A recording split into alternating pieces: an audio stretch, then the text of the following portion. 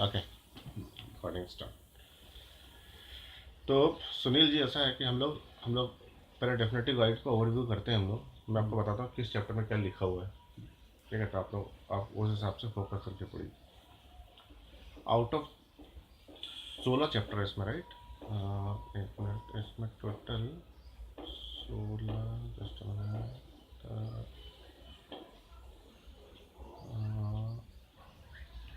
Yes, इसमें total 16 chapter है, including case study. तो हम हमारे जैसे एक्सपीरियंस के लोगों के लिए केस स्टडी सबसे ज़्यादा ज़रूरी है। तो ही हम लोग कोरिलेट पाएंगे सिनेरियो, सिनेरियो से बिजनेस रिक्वायरमेंट, बिजनेस रिक्वायरमेंट से उसका डिज़ाइन पार्ट समझना, और देन टेक्नोलॉजी को इंसर्ट करना। जो डेवलपर लोग होते हैं वो उल्टा पढ़ते हैं, टेक्नोलॉजी पढ़ते हैं, फिर वो ब्रॉड लेवल पर डिज़ाइन करते हैं, फिर ब्रॉड लेवल पर सिनेरियो ढूंढते हैं, और फिर उसको इम्प्लीमेंटेशन की बात करते हैं। हम लोग उल्टा है। ठीक है, लेकिन डायरेक्ट हम लोग केस स्टडी में जंप करेंगे तो हम लोग को बहुत सारी चीज़ समझ में नहीं आएगा। ठीक है, तो बिग डेटा एक इज़ अ बिगर पिक्चर। ठीक है, big data is a bigger picture. उसके अंदर हडूप एक छोटा सा कंपोनेंट है, राइट? हडूप का दो ही यूज़ है। एक, बहुत ज़्यादा अमाउंट ऑफ डेटा को स्टोर करना, और उस बहुत ज़्यादा अमाउंट ऑफ डेटा को प्रोसेस करना। ठीक है, ये बिजनेस रिक्वायरमेंट को फुलफिल नहीं करता, ये रिपोर्टिंग को फुलफिल नहीं करता, ये अदर देन बैच ऑपरेशन को फुलफिल नहीं करता, राइट? इसलिए हडूप स्टैंड अलोन किसी काम का नहीं है, बेकार है, जब तक इसको किसी के साथ इंटीग्रेट ना किया जाए। और इंटीग्रेशन क्या हो सकता है? या तो उस बैच ऑपरेशन की लिमिटेशन को दूर करने के लिए कोई रियल टाइम टूल मार्केट में आए, जैसे स्पार्क, राइट? डेटा कंटिन्यूसली आता रहे, मैं इसको प्रोसेस करता रहूँ, ऐसा कोई टूल मार्केट में है, जैसे काफका, राइट? या फिर कोई रिपोर्टिंग टूल लाइक टेबलो हुआ, या फिर टैलेंट हुआ। हमारे सीएस में डेटा मेड यूज़ होता है, तो इसको इंटीग्रेट करना।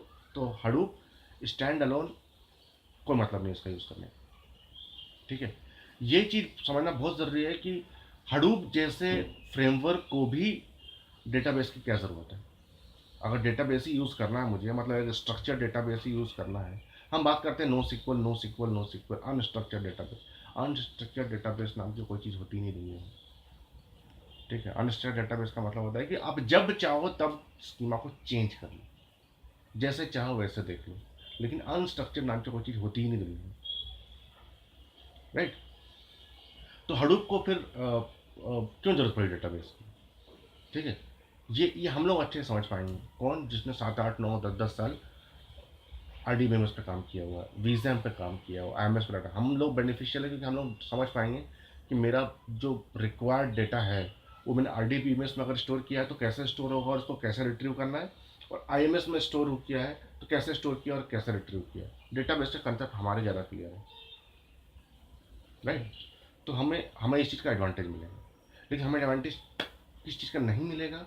हमें एडवांटेज नहीं मिलेगा नई टेक्नोलॉजी का।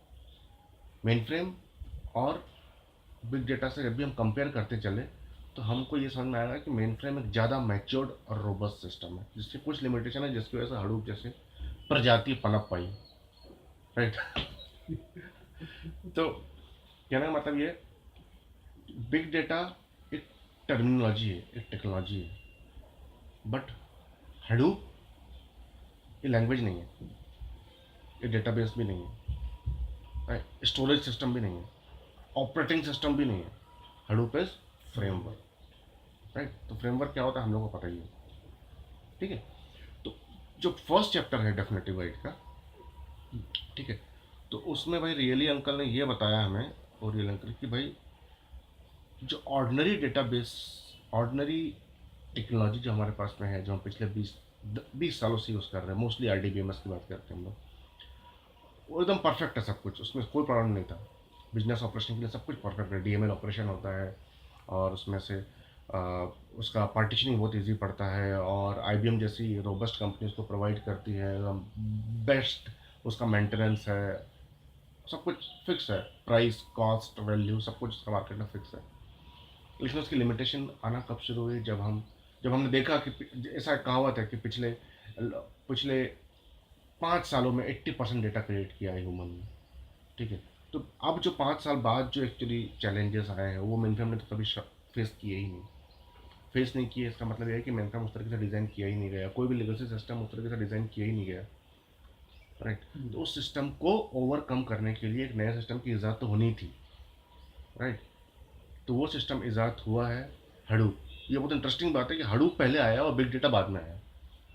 हडूप को पहले समझा गया, ठीक है, जो बंदा था अपना नच, जिसने हडूप फादर ऑफ हडूप बोलते हैं, उसको बिग डेटा के बारे में नहीं पता था, उसको हडूप के बारे में पता था। एक्चुअली वो डेटा प्रोसेसिंग के बारे में ज़्यादा बोलता था। उसको बाद में समझ में आया कि data processing is the second thing, data storage is first thing, ठीक है। तो ये हम लोग जो हडूप के बारे में बोलते हैं ना, कमोडिटी हार्डवेयर, चीप हार्डवेयर, ठीक है, normal desktop, that is storing part, and processing तो इसका खुद का फ्रेमवर्क है, map reduce part. First chapter में सिर्फ इतना ही बताया गया है, बहुत सारा डेटा, उसको कैसे स्टोर करना है। अगर ये स्टोर करने जाएंगे तो बहुत सारा लाइसेंसिंग कॉस्ट लगेगा, आईटी बजट बढ़ेगा, बिजनेस अप्रूव नहीं करेगा। Number one storing. और प्रोसेसिंग की जब बात करते थे हम लोग, तो ये बात करते थे कि भाई बिजनेस ऑपरेशन तो एक चीज़ है, लेकिन अब मार्केट में रिक्वायरमेंट ऐसी आ गई है कि हमको हमको प्रोएक्टिव बिजनेस रिक्वायरमेंट जनरेट करनी है, कि मुझे स्पेसिफिक कस्टमर को टारगेट करना है। फ्लिपकार्ट में अगर रेबन मारता हूँ तो वो फेसबुक पे प्रोपोगेट हो जाता है, right. My trip dot com में अगर मैं flight ticket Mumbai to Patna अगर देखता हूँ, ठीक है, तो मेरे बाकी जितने साइट्स हैं वहाँ पर साइड में दिखाने लगता है मेरे को। ये डेटा का जो आदान प्रदान होता है, ये सिर्फ मेरे लिए हो रहा है, वो आपको नहीं हो रहा है। क्यों? क्योंकि स्पेसिफिक कस्टमर को टारगेट किया। इतने बड़े रिकॉर्ड में से उसको चूज़ करना, that is a very specific business requirement for each other, right. तो ये भी एक नया बिजनेस स्ट्रैटेजी है, बिजनेस रिक्वायरमेंट है, बिजनेस फंडा है, लोगों कस्टमर को अप्रोच करने का, टारगेट करने का, लीड जनरेट करने का, जो कि बिग डेटा से ही होता है, ठीक है। तो बिग डेटा बार बार यूज़ नहीं करते, हम लोग हडूप यूज़ करते हैं, क्योंकि हम हडूप के बारे में बात करने वाले हैं। तो हडूप एक फ्रेमवर्क है, हडूप का अपना स्टोरिंग सिस्टम है, हडूप का अपना एक प्रोसेसिंग टेक्निक है, ठीक है, जो आज तक कभी यूज़ ही नहीं हुआ। फर्स्ट चैप्टर में सिर्फ नहीं बताया गया है। हमें ये भी बताया गया है कि भाई ये हडूप कंपोनेंट है, ये नॉन हडूप कंपोनेंट है। हडूप कंपोनेंट वो होता है जो कि आपके HDFS यानी एक फाइल सिस्टम के अंदर इंटीग्रेटेबल है, इंटीग्रेट हो सकता है, ठीक है। और मोर टेक्निकल में बोलेंगे कि अपाची के साथ जो हडूप के साथ पैकेज में आता है, दैट इज हडूप कंपोनेंट, और जो नहीं आता है वो non Hadoop component, right. First chapter is this all about. इसको पढ़ना लिखने के बाद जरूरी है, इससे क्या होगा कि हमारा पूरा एक बैकग्राउंड सेट हो जाएगा। यस। इस इंटरव्यू पॉइंट ऑफ व्यू से इसमें से कुछ नहीं पूछा जाता, लेकिन मेरे जैसे बकवास करने के लिए ये चैप्टर पढ़ना ज़रूरी है, ओके। सेकंड चैप्टर जो है वो आई गेस HDFS है। Second chapter map produce. Map reduce है, okay, let me check. Second chapter is map, okay. तो map reduce technically first time launch हुआ है, बट ये था बहुत पहले से, ठीक है। मतलब बहुत सिंपल सा एग्जांपल है, मतलब एक बार पिंचू गुल्लक लेके आया मेरे पास में, और उसने बोला, इतना बड़ा गुल्लक था, वो भरा हुआ था चिल्लर, उसने बोला पापा इसमें कितने पैसे हैं, गिन लो मुझे, राइट। तो जब मैं करने लगा, ठीक है, तो मैंने उसमें बेस्ट तरीका ढूंढने की कोशिश की कि मैं कैसे गिनूँ उस चीज़ को, ठीक है। तो मैप रिड्यूस वहाँ पे एप्लीकेबल हुआ, राइट। राइट। तो तो मैप रिड्यूस को नई चीज़ नहीं है, it is a common sense, लेकिन इस चीज़ को कोड के थ्रू इम्प्लीमेंट करना was really very good approach, ठीक है। तो map reduce is a core of your big data processing, Hadoop का कोर है, ठीक है। तो मैप रिड्यूस में हमें जो चीज़ें पढ़नी है वो ये पढ़ना है कि what is the function of mapper, what is mapper basically, what is reducer. Mapper और रिड्यूसर के अलावा भी कोई चीज़ होती है क्या? हाँ होती है, कंबाइनर होती है, ठीक। कंबाइनर का क्या यूज़ है, कब यूज़ करेंगे कब नहीं करेंगे, इनके अलावा भी कोई चीज़ होती है क्या? हाँ होती है। पार्टीशनिंग एक चीज़ होती है, ठीक है। पार्टीशनिंग कहाँ फिट होता है? जो हमारे पास इनपुट फाइल है जो कि बहुत बड़ा है, वो मैपर को कैसे देंगे हम लोग? नंबर ऑफ मैपर कैसे आइडेंटिफाई करेंगे? नंबर ऑफ मैपर कहाँ से कंट्रोल करेंगे? कॉन्फ़िगरेशन फाइल होती है क्या? मैपर होता है क्या है बेसिकली? कोई एंटिटी होता है, बॉक्स होता है, क्या होता है? बेसिकली जावा का JVM प्रोग्राम होता है जो कि ऑलरेडी हो रहा है, ठीक, वो नई चीज़ नहीं है, ठीक है। लेकिन कोई अगर देखा जाए ना तो हडूप और जावा में कोई ज़्यादा फर्क नहीं है। हडूप में जो हम मल्टीपल इंस्टेंस पे जो प्रोग्रामिंग करते थे और एग्जीक्यूशन होता है, हडूप में भी सेम चीज़ हो रहा है। इनहेरिटेंस बोलते हैं या फिर ऊप्स कंसेप्ट है, राइट। तो एक ही कोड के मल्टीपल इंस्टेंस बनाते हैं और वो पर्टिकुलर डेटा को कैप्चर करता है और वो प्रोसेस करता है, राइट।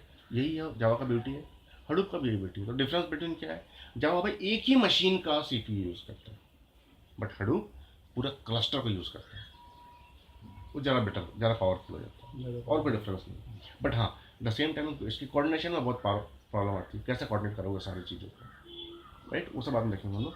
बट मैप प्रोड्यूस के केस में मैपर अगर है तो मैपर क्या है, मैपर एक जावा प्रोग्राम है, एक JVM लॉन्च हो रहा है, राइट, 4 मैपर यूज़ हो रहे हैं, मतलब 4 JVM लॉन्च हो रहा है सिंपली। नंबर ऑफ मैपर कैसे डिफाइन करेंगे, मैपर को इनपुट कैसे जाएगा, की वैल्यू पेयर क्या होता है, मैपर का आउटपुट क्या होगा, मैपर का आउटपुट किस तरीके से अरेंज होगा, कैसे डिसाइड करेंगे कि कौन सा डेटा किस रिड्यूसर को जाएगा। बट बिफोर दैट बहुत सारा डेटा शफलिंग होता है, शॉर्ट एंड शफलिंग होता है, हमें कुछ नहीं करना पड़ता, वो फ्रेमवर्क हैंडल करता है, पर हमारे लिए समझना बहुत ज़रूरी है कि शॉर्ट एंड शफलिंग होता कैसे। इतना होने के बाद वो जब रिड्यूसर पे आएगा तो रिड्यूसर के लिए इनपुट किस फॉर्मेट में होना चाहिए, रिड्यूसर का जो आउटपुट होगा उसको हम कैसे अरेंज करेंगे, मल्टीपल रिड्यूसर है, मल्टीपल रिड्यूसर के फ़ायदे और नुकसान। रिड्यूसर बेसिकली क्या होता है, मैपर रिड्यूसर, जब अगर दोनों JVM ही होते हैं तो इनके फंक्शनलिटी में ऐसा फ़र्क कैसे होता है, इन दोनों को हम अलग अलग ऑपरेट करते हैं या इनको एक मेन प्रोग्राम हैंडल करता है, इसका मैपर का लॉजिक कैसे डिफाइन करेंगे, इटरेटिव होगा हमेशा, right. Mapper is just iterative logic, reducer is also iterative logic, right. Mapper reducer flop क्यों हो गया, क्यों नई टेक्नोलॉजी ने उसको ओवरकम कर लिया, और ओवरकम किया तो 100% ओवरकम क्यों नहीं कर पाए, अभी तक वो एग्जिस्ट क्यों करता है, राइट। ऑपरेशन इसको कैसे किल कर देता है पूरा, ठीक है। 3 GB डेटा प्रोसेस करने के लिए हडूप को 30 GB डेटा स्पेस की ज़रूरत पड़ती है। इतना इतना डेटा कहाँ से आएगा, इतना स्टोरेज कैसे आएगा उसके पास, क्या वो लोकल डिस्क यूज़ करता है, हाँ करता है। तो फिर वो लोकल डिस्क में आना और जाना जो ऑपरेशन है उसमें तो बैंड बच जाती होगी, राइट। एक मैप डिस्क को अगर एग्जीक्यूट होने में 1 मिनट लगता है तो तो 50 सेकेंड तो सिर्फ ऑपरेशन में लगता है, सिर्फ 10 सेकेंड मैप रिड्यूसर परफॉर्म करते हैं। कोई तरीका है क्या कि ऑपरेशन कम किया जा सके, हाँ है तरीका, ठीक है। वो कैसे यूज़ करना है, ये चीज़ हमें पूरा अच्छे से समझना है। मैप रिड्यूस के केस, मैप रिड्यूस को एग्जीक्यूट करने के लिए क्या कौन कौन से तरीके हैं, ठीक है। एक जावा डेवलपर ही मैप रिड्यूस यूज़ कर सकता है, कोई और यूज़ भी कर सकता है, ठीक है। मैप रिड्यूस क्यों कुछ लोगों के लिए बहुत एक्सेप्टेबल चीज़ है और कुछ लोगों के लिए एक्सेप्टेबल चीज़ नहीं है, राइट। ये मैप रिड्यूस, ओके। सेकेंड चीज़ है HDFS, जिसको हम लोग चैप्टर 3 जिसको हम लोग बात करते हैं, HDFS, जिसके that is Hadoop distributed file system, right. ये क्या है, मस्ट नो क्या है ये? This is must know, this is must know. This is must know. तो जब भी आप फाइल सिस्टम की बात करते हो तो बहुत कंफ्यूजन होता है कुछ लोगों को फाइल सिस्टम और ऑपरेटिंग सिस्टम में। तो भाई फाइल सिस्टम अलग है, ऑपरेटिंग सिस्टम अलग है, ऑपरेटिंग सिस्टम आप चूज़ करते हो, ठीक है। फाइल सिस्टम मतलब ये होता है कि at the end of the day आप डेटा कैसे स्टोर कर रहे हो, at the end of the day your hardware is storing that particular data, that is a file system. Unix की बात करते हो तो ट्री स्ट्रक्चर होता है, विंडोज़ की बात करते हो तो FAT32 या System32 फाइल्स होती है, उसका अपना फाइल सिस्टम होता है। हर अलग अलग ऑपरेटिंग सिस्टम मतलब अलग अलग फाइल सिस्टम, ये भी एक अलग फाइल सिस्टम है, इसका मतलब अलग ऑपरेटिंग सिस्टम की जरूरत पड़ेगी। इसमें क्या यूनिक है फाइल सिस्टम के बारे में, ठीक है। File system is it different from the tree structure और द विंडोज और द यूनिक्स और the iOS, yes it is different. इसमें रेप्लिकेशन फैक्टर क्या होता है, इसमें डेटा कैसे स्टोर होता है, डेटा का कम्युनिकेशन कैसे होता है, मास्टर स्लेव स्ट्रक्चर कैसे वर्क करता है, नेम नोड की क्या रिस्पॉन्सिबिलिटी होती है, नेम नोड कैसे कोऑर्डिनेट करता है डेटा नोड के साथ में, डेटा का कम्युनिकेशन कैसे कैसे होता है, क्या एक डेटा नोड दूसरे डेटा नोड के साथ कम्युनिकेट कर सकता है नहीं कर सकता है, नेम नोड जो है वो सबको ट्रैक कैसे करता है, मेटा डेटा में क्या क्या इन्फॉर्मेशन होती है एग्जैक्टली, मेटा डेटा का लेंथ कैसे डिसाइड होता है, लेंथ बढ़ेगा तो क्या होगा, कम होगा तो क्या होगा, मेटा डेटा का कभी रेप्लिकेशन फैक्टर होता है या नहीं होता है, नहीं होता तो क्यों नहीं होता है, अगर डेटा का तुम 3 बार रेप्लिकेशन रख रहे हो because you are giving the argument that my data should be replicated and should be maintain HA, तो फिर आप मेटा डेटा का कैसे HA मेंटेन करते हो, जबकि वो तो ज़्यादा क्रूशियल है आपके लिए। प्राइमरी सेकेंडरी की बात करते हो आप, प्राइमरी भी है और सेकेंडरी भी है, तो प्राइमरी सेकेंडरी दोनों उड़ जाए तो पूरा क्लस्टर बैठ जाएगा, इसका क्या जुगाड़ है हमारे पास का, राइट। ये पूरी सारी चीज़ एच डी एफ एस में आती है, ठीक है। और कुछ H D F S is sitting on the top of Linux, तो एच डी एफ एस के कमांड बिल्कुल लिनक्स जैसे होते हैं, ठीक है। लेकिन आप बात करते हो क्लस्टर की, ठीक है। आपके लिए 10 अलग अलग सिस्टम है जिसको आप एज ए वन मशीन देखते हो, डेटा आपका डिस्ट्रीब्यूटेड होता है। What is distributed technology? ये बहुत बड़ी चीज़। 10 डेटा है, 10 नोड्स है आपके पास, 10 मशीन है, लेकिन आपको वो ऐसे एक ही दिख रहा है। तो एक्चुअली मशीन कैसे इंटरनली परफॉर्म कर रहा है, आप कोई कॉपी कमांड दे रहे हो तो 10 में से किस मशीन में जा रहा है, वो आपके हाथ में है या नहीं, राइट। स्टोरिंग वाला पार्ट हो गया। फिर आप बात करते हो प्रोसेसिंग वाला पार्ट, जॉब ट्रैकर पिक्चर में आता है, टास्क ट्रैकर पिक्चर में आता है, कैसे कोऑर्डिनेट करते हो, what is task tracker, it is again JVM, right. Task tracker 1 second में 10 टास्क परफॉर्म करता है, तो 10 जेवीएम एक साथ लॉन्च होते हैं, ठीक है। इतना इंटेंस प्रोसेसिंग कैसे कंज्यूम होता है, कैसे किया जा सकता है, टास्क ट्रैकर की क्या लिमिटेशंस हैं, रिसोर्स मैनेजमेंट कैसे करता है, प्रोसेसिंग कैसे करता है, क्यों हमेशा उसकी बैंड बजी रहती है प्रोसेसिंग के केस में, यान पिक्चर में आया किस लिए आया, जॉब ट्रैकर की लिमिटेशन क्या थी कि यान पिक्चर में आया, यान ने उसको कैसे इसको ओवरकम किया। यान में आप रिसोर्स मैनेजर की बात करते हो, राइट, ग्लोबल मैनेजर की बात करते हो, कंटेनर की बात करते हो, राइट, एप्लीकेशन मास्टर की बात करते हो, तो इनका आपस में कम्युनिकेशन कैसे होता है, कैसे प्रॉब्लम सॉल्व कर लिया, हम कैसे एप्लीकेशन मास्टर को लॉन्च कर सकते हैं, नंबर ऑफ एप्लीकेशन मास्टर को कंट्रोल कर सकते हैं, क्या यान की भी कोई लिमिटेशंस हैं। जो नई नई हडूप टेक्नोलॉजी आ रही है वो यान के साथ ही इंटीग्रेटेड है, या स्पेसिफिक जब यान पिक्चर में आता है उसको हडूप 2 कहते हैं हम लोग, तो दोज आर इंटीग्रेटेड हडूप 2 या ओनली हडूप 1। ये पूरा एच डी एफ एस में बताया गया। Basic H D F S command होते हैं, कॉपी को मूव करना, कॉपी करना, लिस्ट करना, वो करना। क्यों हडूप के अंदर एल एस कमांड नहीं चलता? It is a very conceptual question. क्यों नहीं चलता? Hadoop L S command list of your file, right. तो आप जब भी लिस्ट ऑफ फाइल देते हो तो list of file will not become, because वहाँ पे एक फाइल के 3 रेप्लिकेशन फैक्टर होते हैं, और हडूप के अंदर फाइल जैसी कोई चीज़ नहीं होती। Hadoop is all about directory, okay, इसलिए एल एस कमांड नहीं चलता। Okay, fourth is saying the Hadoop IO operation, जो एग्जैक्टली मैंने आपको बताया कि Hadoop H D F S में जब फाइल आप स्टोर करते हो और आप 1 GB फाइल को स्टोर करने के लिए 3 GB की जगह लेते हो, because you are considering replication factor, ठीक है। तो बहुत कॉमन सेंस की बात है कि मैं इसको जिप करके रखूंगा। जिप क्या होता है, कंप्रेशन कैसे करेंगे, कंप्रेशन की क्या क्या टेक्निक होती है, कैसे चूज़ करेंगे, किस बेसिस पे चूज़ करेंगे, ठीक है। कंप्रेशन में बहुत गजब की टेक्निक होती है, इसको कहते हैं स्प्लिटेबल एंड नॉन स्प्लिटेबल, ठीक है। स्प्लिटेबल का क्या फ़ायदे हैं, क्या नुकसान है, नॉन स्प्लिटेबल क्यों यूज़ करते हैं, नॉन स्प्लिटेबल ज़्यादा जगह लेता है फिर भी उसको क्यों यूज़ करते हैं, ये समझना बहुत ज़रूरी है। ये आपको 4th चैप्टर में समझाया गया है, हडूप आईओ ऑपरेशन, ठीक है। सीरियलाइजेशन की बात करेंगे, सीरियलाइजेशन क्या होता है, डीसीरियलाइजेशन क्या होता है, ठीक है।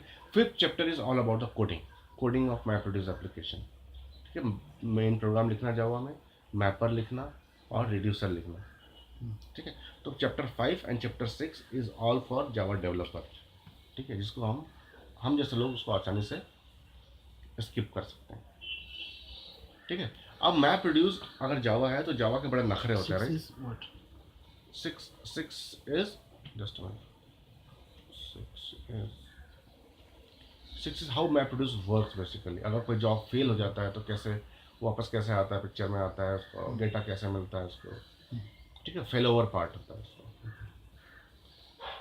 ओके। जावा के बड़े नखरे होते हैं कि भाई मैं इस फाइल को ऐसे प्रोसेस करूँगा, उस फाइल को ऐसे प्रोसेस करूँगा, अगर फाइल का लेआउट चेंज होगा तो मैं बेसिकली जावा में देखा है तो मोर देन 50 फाइल फॉर्मेट्स होते हैं, ठीक है। सेम एप्लीकेबल होता है मैप प्रोड्यूस में, ठीक है। मैप प्रोड्यूस में बोलते हैं कि अनस्ट्रक्चर्ड डेटा भी ज़बरदस्त प्रोसेसिंग होता है, तो और फाइल फॉर्मेट बढ़ जाते हैं, XML, अनस्ट्रक्चर्ड, राइट। तो उन सबको मैप प्रोड्यूस में कैसे प्रोसेस किया जाता है, again it is a development का, ठीक है। हमें समझाना मैपर को बहुत ज़रूरी है भाई कि तुम कैसे की बनाओ और कैसे उसका वैल्यू बनाओ, वो इंटरली डिपेंड करता है फाइल फॉर्मेट पे। फाइल फॉर्मेट हम चूज़ नहीं करते, that is a source information, yes. तो वो पूरा map produce file format.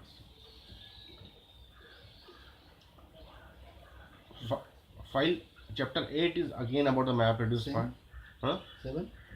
7 is the same thing, file formats, 7 is file format. ठीक है। और चैप्टर 8 जो है that is advance Java programming, कि भाई आपको जॉइंट्स लगाने हैं, ठीक है। जॉइन इसलिए इंपॉर्टेंट है कि 1 GB का फाइल है एक और दूसरे GB का फाइल है दूसरा, अगर आप जॉइन लगाते हो कार्टेशियन जॉइन लगाते हो तो 1 GB का 10 GB भी हो सकता है, राइट? उस चीज़ को कैसे हैंडल करना है, how map reduce works when you are giving the command of joins, उसकी टेक्निक बताएंगे चैप्टर 8 में। ठीक है। Chapter 9 is all about your setting up Hadoop cluster. ठीक है। setting up. So we should know that setting up. Yes yes, very much, हमारे लिए बिल्कुल ये बहुत ज़्यादा ज़रूरी है, मस्ट नो वाली चीज़ है। ठीक है, कि भाई Hadoop क्लस्टर कैसे होगा, उसके यूज़र कौन कौन से होंगे, Hadoop इंस्टॉल कैसे करोगे, SSH कॉन्फ़िगरेशन कैसे होगा उसका। ठीक है। यान, अगर यान बेस है तो यान की लाइब्रेरी कैसे होगी, यान के कौन कौन से डेमन्स होते हैं, उसमें सेटिंग कैसे करेंगे, रिसोर्स मैनेजर कैसे करेंगे, अगर सिक्योरिटी अप्लाई करना है तो कर्बरोस कहाँ में आएगा, कर्बरोस का सेपरेट सर्वर होगा, KDC कैसे जाएगा। ये चैप्टर हमारे लिए बहुत ज़्यादा ज़रूरी है।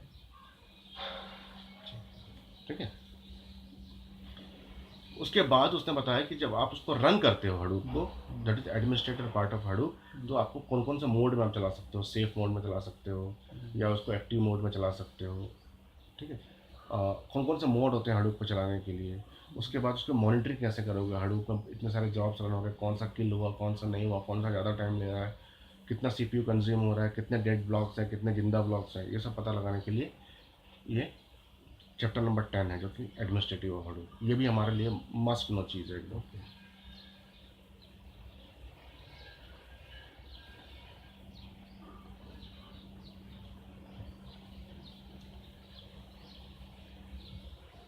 ओके। 11 चैप्टर जो है वो 11 और 12 पिग एंड हाई। लोग ये समझते हैं कि यही पिग है, यही Hadoop है, पिग एंड हाई, क्योंकि ये एल्गोरिथम पार्ट को ये हैंडल करता है, प्रोसेसिंग पार्ट को ये हैंडल करता है। ठीक है। तो अगर मेरी औकात नहीं है इतने भयंकर टाइप के जावा कोड लिखने की, तो मैं पिग लिख लूँगा। Pig eventually convert into a mapper and reducer and it will launch a JVM at the end of the day, it will execute the map reduce. That is my pig high. Pig high basically, अगर दोनों at the end of the day map reduce use कर रहे हैं तो execution power पर इनका कोई फर्क नहीं होना चाहिए, but user point of view से बिल्कुल चांद तारों का फर्क है इसमें एकदम। पिग इज समथिंग 12th पास बंदा भी लिख सकता है आराम से, गिन के 10 या 12 कमांड्स हैं। लेकिन पिग का ट्रेडिशनल डेफिनेशन ये होता है कि बोलते हैं डेटा फ्लो लैंग्वेज, और it is always my favourite, because आप देख सकते हो कि आपका डेटा कैसे ट्रांसफर हो रहा है from A to B, B to C, C to D, D to D, A to B, B to C। तो फिर C और A का कोई रिलेशन नहीं है, C और B का कोई रिलेशन नहीं, यू आर मूव अहेड। नदी के पानी की तरह है कि आप आगे बढ़ गए तो पिछले से कोई रिलेशन नहीं है आपका, you are all together different entity. ठीक है। आपको कोई चेंज करना है तो पिछले में जाकर चेंज करो, नया फाइल प्रोड्यूस करो, आप आगे से पीछे नहीं जा सकते। ठीक है। पिग में हमेशा आप डेटा को स्कीमा दे भी सकते हो, नहीं भी दे सकते हो। ठीक है। पिग में जनरली जो चीज़ यूज़ करते हैं वो बैग टपल यूज़ करते हैं। ठीक है। बैग और टपल बेसिकली डेटा को कैटेगराइज करने के लिए यूज़ करते हैं। ठीक है। और उस पर आप प्रोसेसिंग करते हो। को ग्रुपिंग एक बहुत गजब की चीज़ है, जो आप एक फील्ड लेकर के उसका ग्रुप बना सकते हो और उसको आराम से प्रोसेस कर सकते हो बेस्ड ऑन योर रिक्वायरमेंट। ठीक है। आप को ग्रुप के अंदर जॉइन लगा सकते हो, जॉइन ऑपरेशन करते हो, जॉइन ऑपरेशन बहुत इफेक्टिव होते हैं इसके, राइट। जावा का कोड, जो कोड हज़ार हज़ार लाइन में लिखा जाता है, पिग में 10-10 लाइन में हो जाता है वो, राइट। तो pig is a 3 day workshop basically, जिसमें आप आराम से चीज़ों को कर सकते हो। पूरी दुनिया हाइव के पीछे भागती है, चैप्टर 12 पूरी दुनिया हाइव के पीछे भागती है, क्योंकि हम लोग RDBMS टेक्नोलॉजी को बिलोंग करते हैं, और hive give the same advantage, same leverage. Okay. So अगर आपको SQL पता है और somebody tells you okay this is your RDBMS database, चलो SQL लिख दो, आराम से लिख दोगे आप। लेकिन इस RDBMS को डेटाबेस को बनाने का पेन बड़ा बहुत ज़्यादा है। डेटा को लेके आना, RDBMS से लोड करना बहुत सिंपल थिंग है। लेकिन hive is all about the batch operation. ठीक है। ये छोटा सा छोटा फुद्दू सा साला क्वेरी मारने में आपको उसका रिजल्ट आने में बहुत टाइम लगेगा उसको। तो उसके लिए हाइव ने एडिशनल फीचर दिए हैं भाई, कि मेरे पास जो स्टोरेज है उसको भी आप कैटेगराइज कर लो, उसको पार्टीशनिंग कर लो, उसको हर की के अगेंस्ट बकेटिंग कर लो। इसके अपने फ़ायदे हैं, अपने नुकसान हैं। कब पार्टीशनिंग करना है, कब बकेटिंग करना है, किस फील्ड पे करना है, किस फील्ड पे नहीं करना है, that is all about your hands on experience and business requirement, right. किसी यूज़र को एक्सेस देना है तो पूरा नहीं देना है तो same like main frame view बना के दे दो, कॉलम बेस पे दे दो। ठीक है। आजकल हाइव के अंदर सिक्योरिटी सिस्टम आ गया, बट हाइव जो होता है वो कॉलम लेवल पे सिक्योरिटी नहीं दे पाता, पूरा पूरा टेबल लेवल पे सिक्योरिटी। कॉलम लेवल पे देना है आपको तो व्यू बना के देना पड़ेगा उसको। हाइव में एक से एक जॉइन होते हैं, रेप्लिकेटेड जॉइन होता है, मैप जॉइन होता है, उसके अपने फ़ायदे अपने नुकसान है, कब यूज़ करना है, कब यूज़ नहीं करना है। हाइव में वो पढ़ना पड़ेगा।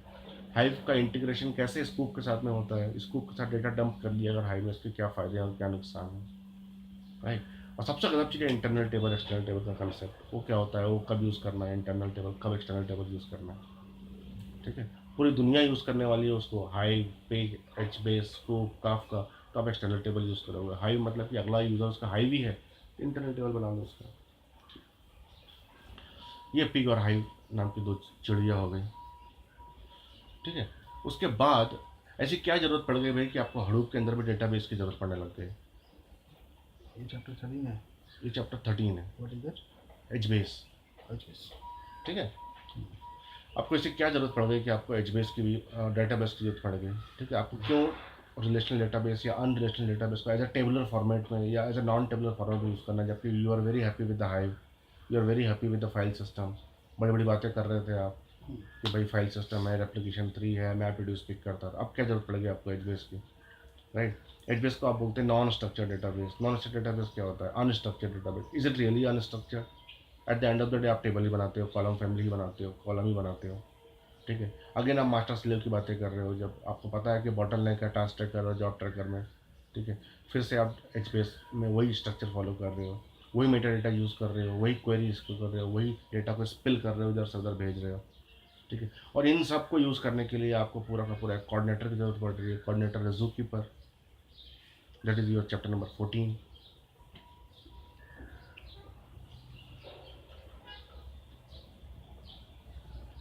ऐसी कौन सी सर्विसेज है जिस जो ज़ूकीपर के बगैर हो ही नहीं सकता है। लाइक काफका, जब भी डेटा इधर से उधर आता है ज़ूकीपर प्ले वेरी की रोल। एच बेस, ऐसा देखा जाए तो कोई भी ऐसी चीज़ नहीं है जिसके ज़ूकीपर के बगैर हो जाए, लेकिन कुछ सर्विसेज ऐसी है जो कि पूरी की पूरी ज़ूकीपर पे ही इंस्टॉल है। क्योंकि एच बेस आपको अगर चलाना है, यूज़ करना, सबसे पहले आपको ज़ूकीपर एक्टिव करना पड़ेगा, एच मास्टर एक्टिव करना पड़ेगा, उसके बाद एच बेस आप ऑन कर सकते हो, उस पर क्वेरी फायर कर सकते हो। एच बेस, अगर H base DML operation use करता है तो उसमें इंसर्ट और डिलीट और अपडेट कमांड क्यों नहीं है? Why there is only put, scan and delete command? एक बार में मैं एक ही रिकॉर्ड इंसर्ट कर सकता हूँ, मुझे 1 लाख रिकॉर्ड इंसर्ट करने में कैसे करूँगा? मैं जावा से डंप करने वाला हूँ, मैं जावा से डंप करने वाला हूँ, प्रोग्राम लोड करने वाला, तो जावा की डिपेंडेंसी अभी भी बनी हुई है, उसका मैं क्या करूँ? क्या मार्केट में ऐसे API अवेलेबल है जो जावा को डायरेक्ट मेरा लोड करके देते हैं एच में? क्या मैं एच का कोई मास्टर बना पाऊँगा ऑर्गेनाइजेशन पॉइंट ऑफ व्यू से? क्योंकि यूज़र को मैं बोलता हूँ कि you can insert the data, अगर डेटा इंसर्ट एच में हो रहा है तो एच का डेटा जहाँ पे स्टोर है, उस डेटा को मैं क्या हाई में ट्रांसफ़र कर सकता हूँ या उस पर पिक ऑपरेशन कर सकता हूँ क्या? Okay, this will give you a good concept about H and zookeeper. And last theoretical cheese is scoop. So scoop is just your PMT बस विच ब्रिंग्स यू डेटा, क्योंकि हडूप बोलता है कि मैं सब कुछ कर सकता हूँ, बहुत सारा डेटा आपके लिए प्रोसेस कर सकता हूँ और स्टोर कर सकता हूँ, ठीक है, but in my area and it should be HDFS। मेरे एरिया में ला के दो मुझे चीज़ें, वो ला के कौन देता है? इसको। But again it is only for RDBMS, only for the Oracle, DB2, Postgres, all those thing. अगर वो नॉन स्कूप हो गया तो हम कैसे यूज़ करेंगे उसको?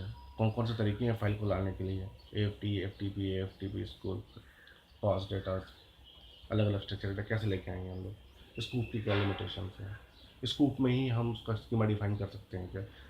स्कूप से डेटा हम एच बेस या हाई में डंप कर सकते हैं क्या? स्कूप में इंक्रीमेंटल कैसे डेटा हम लेके आएंगे? स्कूप में डेटा क्लीन कर सकते हैं क्या? स्कूप में करने से पहले डेटा फिल्टर कर सकते हैं क्या? So these are the common techniques. Sqoop is just a command, right? So and last chapter is case study. मुझे पता नहीं केस स्टडी में उन्होंने क्या क्या दिया हुआ है, बट केस स्टडी हमारे लिए जानना बहुत ज़रूरी है, different business line, okay. This is something series 3। ये जो हडूप का जो डेफिनेटिव गाइड है, ये सीरीज 3 है, मार्केट में 5.3 चल रहा है। पहले इस बुक की लेंथ, इस बुक की लेंथ इतनी है, अब इतनी आ चुकी है। डेफिनेटली लोगों को ज़्यादा ऐड किया होगा, शायद नए चैप्टर भी ऐड किया होंगे, बट कंसेप्ट तो वही है, ओके। चलिए फिर इसको शुरू करते हैं।